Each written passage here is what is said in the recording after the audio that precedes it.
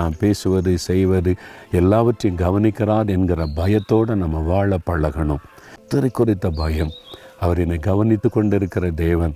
நான் இந்த தப்பை செய்யக்கூடாது, இந்த பாவத்தை செய்யக்கூடாது, இந்த மீறுதலை செய்யக்கூடாது, இந்த வார்த்தையை நான் பேசக்கூடாது, என்னால் என் கர்த்தர் கவனித்து கொண்டிருக்கிறார். இந்த கர்த்தருக்கு பயப்படுகிற பயத்தோடு வாழ பழகுங்க. சரியா? யாராவது பார்க்குறாங்களா, கேமரா பார்க்குறா என்பதல்ல, கர்த்தர் என்னை கவனிக்கிறார் என்ற ஒரு பயம். அப்படி நீங்கள் வாழ்ந்தால் நீங்கள் ஆசீர்வதிக்கப்படுவீங்க, உங்கள் சந்ததி ஆசீர்வதிக்கப்படும். ஆண்டவர்கிட்ட சொல்கிறீங்களா, ஆண்டவரே நான் உமக்கு பயப்படுகிற பயத்தோடு வாழ கிருபை தாரும். தகப்பனே, நாங்கள் ஒவ்வொருவரும் எங்களை உம்முடைய கரத்தில் ஒப்பு கொடுக்கிறோம். கர்த்தருக்கு பயப்படுகிற பயத்தோடு வாழ எங்களை அர்ப்பணிக்கிறோம். எங்களுக்கு அதற்கு கிருபை தாரும். மனித பயம் அல்ல, கேமரா பயம் அல்ல, ஆண்டவரை உம்மை குறித்த பயத்தோடு நாங்கள் பரிசுத்தமாய், நீதியாய், நேர்மையாய் வாழ அர்ப்பணித்துக் கொள்கிறோம். இயேசுவின் நாமத்தில் ஜெபிக்கிறோம் பிதாவே. ஆமென்.